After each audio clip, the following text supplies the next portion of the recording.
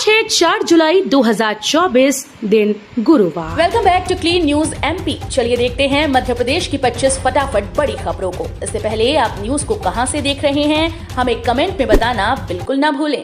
साथ ही हमारे Facebook page को भी फॉलो करें। फेसबुक पेज का लिंक डिस्क्रिप्शन में दिया गया है। बजट में राजधानी भोपाल को मिली कई सौगातें। मध्य प्रदेश की डॉक्टर मोहन यादव सरकार का पहला बजट पेश किया गया। वित्त मंत्री जगदीश देवड़ा विधानसभा के पटल बजट पढ़ा।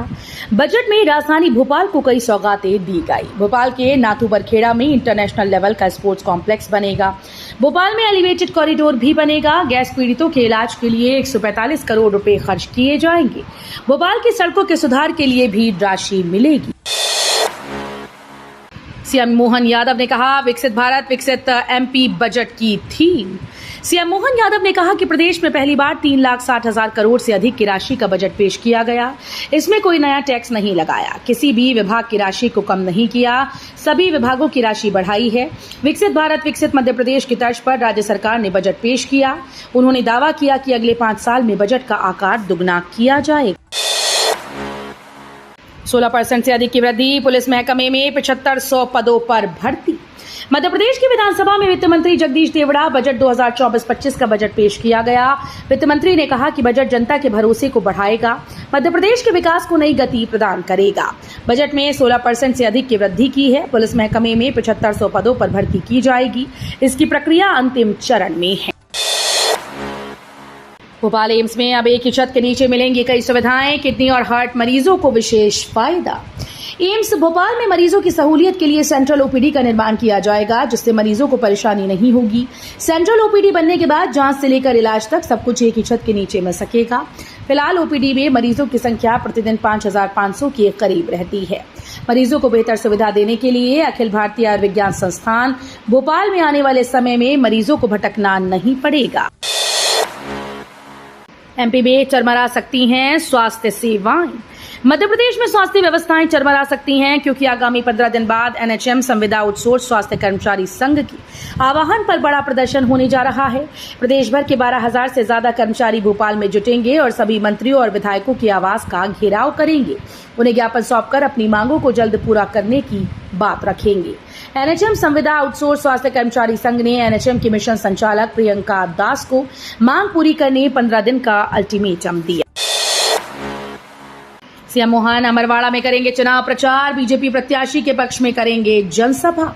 मध्य प्रदेश के मुख्यमंत्री डॉक्टर मोहन यादव आज छिंदवाड़ा जिले के दौरे पर रहेंगे, जहां वो अमरवाड़ा उपचुनाव के लिए प्रचार करेंगे।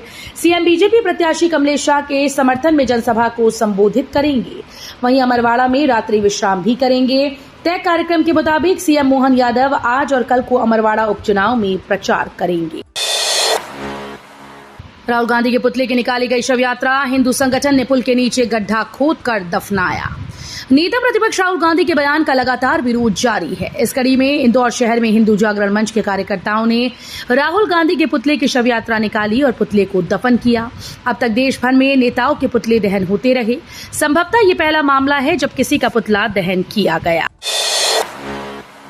विधायकों की भोपाल भागदौड़ बंद। अब सीधे सीएमओ से जुड़ेंगे विधायक कार्यालय। सीएम यादव ने दिए निर्देश।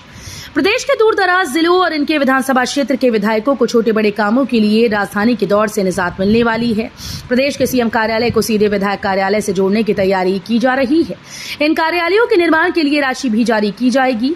मुख्यमंत्री डॉक्टर मोहन यादव से ग्वालियर चंबल संभाग के विधायकों ने मुलाकात की, जिसमें उन्होंने छोटे छोटे कामों के लिए भोपाल दौड़ लगाने में आने वाली समस्याओं से सीएम को अवगत कराया। कमलनाथ ने बजट को बताया विश्वासघात। मध्य प्रदेश के पूर्व मुख्यमंत्री कमलनाथ ने बजट को लेकर निशाना साधा। उन्होंने कहा कि ये जनता से विश्वासघात वाला बजट है। प्रदेश के किसानों, नारी शक्ति, नौजवानों और सभी वर्गों से किए गए चुनावी वादों को बजट में कोई स्थान नहीं दिया गया। विधानसभा चुनाव से पहले भारतीय जनता पार्टी ने मध्य प्रदेश की जनता से जो 4 प्रमुख वादे किए थे वो इस प्रकार हैं। किसानों को धान का न्यूनतम समर्थन मूल्य 3100 रुपए प्रति क्विंटल। किसानों को गेहूं का न्यूनतम समर्थन मूल्य की अगर बात की जाए तो 2,700 रुपए प्रति क्विंटल। लाडली बहन योजना में महिलाओं को प्रति महीने 3,000 रुपया और घरेलू गैस सिलेंडर 450 रुपए। ज्योतिरादित्य सिंधिया के करीबी नेता ने भाजपा सरकार पर उठाए सवाल। केंद्रीय मंत्री ज्योतिरादित्य सिंधिया के करीबी और कट्टर समर्थक मानी जाने वाली इमरती देवी अक्सर अपने विवादित बयानों को लेकर सुर्खियों में रहती हैं। इमरती देवी ने एक बार फिर से विवादित बयान दिया और अपनी ही सरकार पर सवाल उठाए। पूरा वाकया उस वक्त का है जब इमरती देवी नए कानून के जागरूकता कार्यक्रम में शामिल होने पहुंची थी। इस दौरान उन्होंने पुलिस अधिकारियों पर निशाना तो साधा ही, साथ ही कानून व्यवस्था को लेकर सवाल भी खड़े कर दिए। नहीं देने पड़ेंगे बार बार दस्तावेज, सरकार बना रही single citizen database. Madhya Pradesh सरकार प्रदेश के नागरिकों का सिंगल सिटीजन डेटाबेस बना रही है। इससे सरकारी सेवाएं हासिल करने के लिए नागरिकों को बार बार दस्तावेज देने के झंझट से मुक्ति मिल जाएगी। इस तरह प्रदेश में डिजिटल भारत अभियान के तहत नामांतरण की वेरीफाइड कॉपी व्हाट्सएप पर उपलब्ध कराई जा रही है। हाथरस हादसे के बाद धीरेन्द्र शास्त्री ने जारी किया वीडियो न आने की अपील। यूपी के हाथरस की घटना के बाद बागेश्वर धाम पर बढ़ती भीड़ को देखकर बागेश्वर धाम के प्रमुख धीरेन्द्र कृष्ण शास्त्री ने एक वीडियो जारी कर बागेश्वर धाम से जुड़े लोगों और श्रद्धालुओं से 4 जुलाई को धाम न आने की अपील की। दरअसल 4 जुलाई को धीरेन्द्र शास्त्री का जन्मदिन है, जिसके चलते लोगों की भीड़ बागेश्वर धाम पहुंचने लगी है। बाबा ने कहा कि अत्यधिक भीड़ के कारण आप न आएं, घर से ही उत्सव मनाएं। एमपी ने 25 साल बाद जीता स्वर्ण पदक। All India police judo cluster में मध्य प्रदेश ने 25 साल के बाद स्वर्ण पदक जीता है। जूडो क्लस्टर प्रतियोगिता में 2 स्वर्ण, 5 कांस्य सहित कुल 7 पदक मिले। साल 1998 में एमपी पुलिस को जूडो प्रतियोगिता में पहली बार गोल्ड मेडल मिला। वहीं डीजीपी सुधीर सक्सेना ने पदक विजेता पुलिसकर्मियों को बधाई दी। डेपुटेशन पर विदेश जाएंगे आईएएस निकुंज श्रीवास्तव। केंद्र सरकार ने मध्य प्रदेश के आईएएस अधिकारी को बड़ा दायित्व सौंपा है। साल 1998 बैच के खनिज विभाग के प्रमुख सचिव निकुंज श्रीवास्तव को वर्ल्ड बैंक के एग्जीक्यूटिव डायरेक्टर का वरिष्ठ सलाहकार बनाया गया है। उन्हें डेपुटेशन पर विदेश भेजा जा रहा है। केंद्र सरकार ने निकुंज श्रीवास्तव को 3 साल के लिए यूएसए में पदस्थ किया। केंद्रीय प्रतिनियुक्ति पर निकुंज श्रीवास्तव एडिशनल सेक्रेटरी रैंक के अधिकारी बने हैं। मध्य प्रदेश में जमकर बरसे बदरा, कई जिलों में हुई जमकर बारिश। मध्य प्रदेश में मानसून अब जमकर बरस रहा है। बुधवार को भी कई शहरों में जमकर बारिश हुई। भोपाल, इंदौर, ग्वालियर, सीहोर सहित कई शहरों में जमकर बारिश हुई। आने वाले 10 दिनों तक भी कई शहरों में जमकर बारिश की संभावना जताई गई। शिवपुरी, शाजापुर, रायसेन, हरदा, बैतूल, नर्मदापुरम, नरसिंहपुर, दमोह, सागर, श्योपुर, मुरैना, ग्वालियर, दतिया, टीकमगढ़, निवाड़ी, छतरपुर, खजुराहो, कटनी में भारी बारिश का अलर्ट जारी किया। भोशाला की गहन रिपोर्ट तैयार करने में जुटे एएसआई के अधिकारी। आज 4 जुलाई को हाई कोर्ट में होगी सुनवाई। ऐतिहासिक भोशाला का सर्वे पूरा होने के बाद अब भारतीय पुरातत्व सर्वेक्षण की टीम गहन रिपोर्ट तैयार करने में जुट गई। ये रिपोर्ट गहन होगी, जिसमें सर्वे के दौरान मिले पुरावशेषों के बारे में विस्तृत व शोधपरक जानकारी शामिल की जाएगी। बता दें कि 27 जून को सर्वे बंद होने के बाद रिपोर्ट 2 जुलाई को हाईकोर्ट में प्रस्तुत की जानी थी। एएसआई की ओर से कोर्ट में 4 सप्ताह का अतिरिक्त समय रिपोर्ट प्रस्तुत करने के लिए मांगा गया। आधार के लिए नामांकन के बाद कार्ड मिलने में लग सकते हैं 6 माह। 3 स्तर पर होगा सत्यापन। अब यदि 18 वर्ष से उससे अधिक आयु वर्ग के व्यक्ति के द्वारा आधार के लिए नामांकन कराया जाता है तो उन्हें कार्ड मिलने में 6 माह तक का वक्त लग सकता है। दरअसल भारतीय विशिष्ट पहचान प्राधिकरण ने आयु समूह के आधार पर नामांकन के लिए बड़ा बदलाव किया है। दमोह रेलवे स्टेशन पर हो रहे 287 करोड़ के विकास कार्य। अमृत भारत के तहत चयनित दमोह रेलवे स्टेशन के पुनर्विकास के काम तेजी से चल रहे हैं। करीब 1 साल से चल रहे काम को फिलहाल गति दी जा रही है। रेलवे डीआरएम और एडीआरएम के निरीक्षण में काम को गति देने के निर्देश के बाद ये गति देखने को मिल रही है। खास बात यह है कि यदि इसी गति से काम चलता रहा तो 3 महीने में नया नक्शा दमोह रेलवे स्टेशन का नजर आने लगेगा। 80 रुपए किलो बिकने लगा टमाटर, दाम अभी और बढ़ने के आसार। प्याज और आलू के महंगे होने के बाद अब टमाटर भी महंगाई की सुर्खी चढ़ती नजर आ रही है। खेड़ी बाजार में टमाटर के दाम 80 रुपए किलो तक पहुंच गए। 10 से 12 दिन पहले तक टमाटर इससे आधे दामों पर बिक रहा था।